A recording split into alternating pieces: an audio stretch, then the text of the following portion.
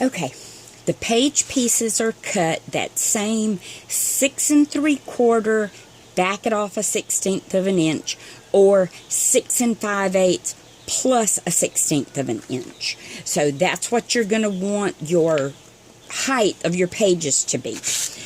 Then the width is going to be 4 1/4 inches, because our page element is 4 inches.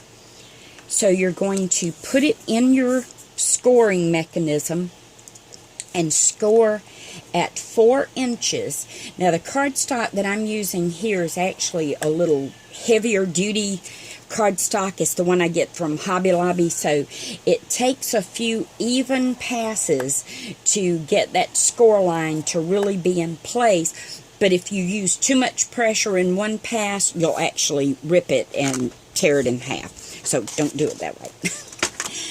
Then what you're going to do is, I have these already prepared, is take that 1/8 of an inch score line, and you just want to carefully bend it over to the back side of your page. And I just do this with my fingers to get it really nice and folded back.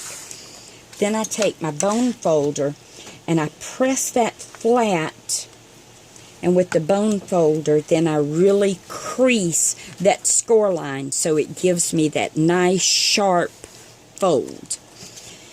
Because the only thing we're going to be gluing down is this 1/8 of an inch seam.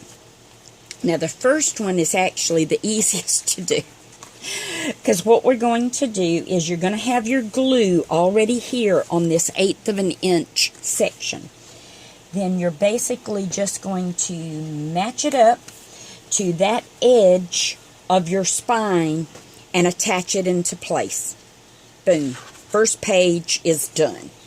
So let's see if I can do this and not create a disaster on my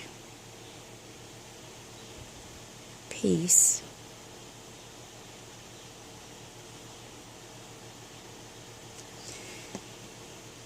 I put my bead of glue, and then I like to kind of smooth it out flat so that I don't get a lot of oozing.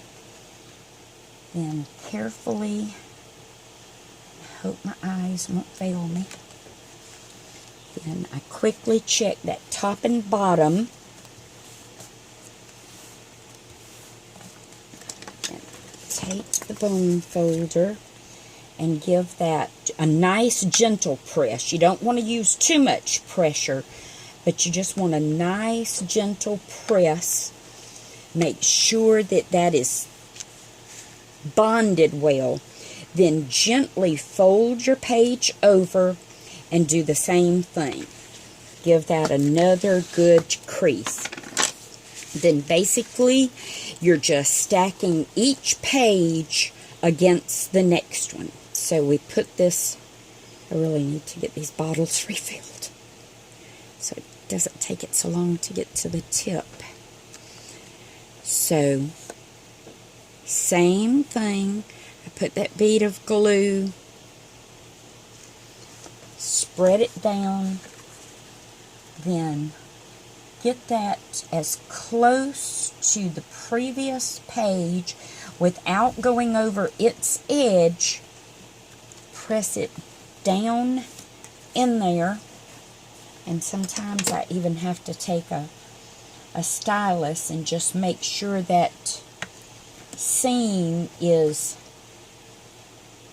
adhered good in that section, and do the same thing.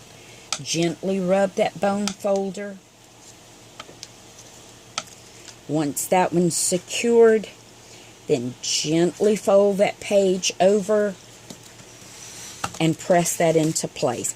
And that's how you do all 4 pages, so that they'll be just like this. And they have what's called a stack out effect. But when the book is standing up straight like this, then all of your pages are even.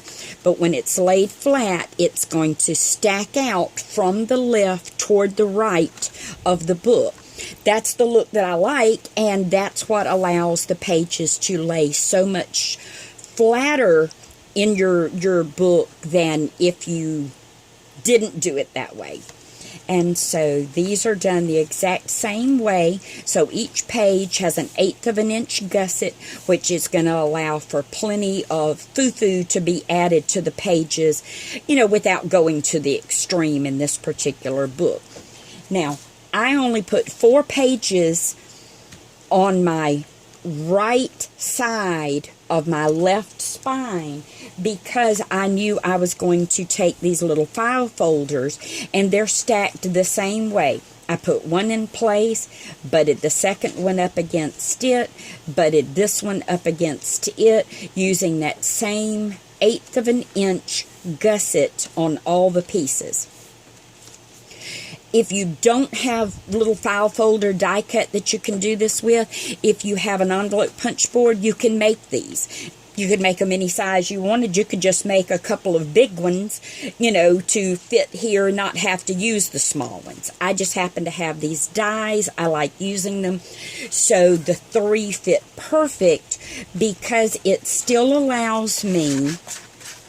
This section of the book is all taken up by these pages and the other elements that will be added, which still allowed for the depth of the 3/8 of an inch worth of file folders for this section of the large spine, you know, of the book.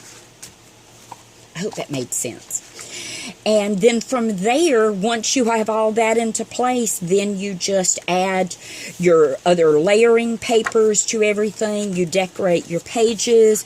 You layer up your back cover section the exact same way as you just did the front, working, you know, your measurements for each section.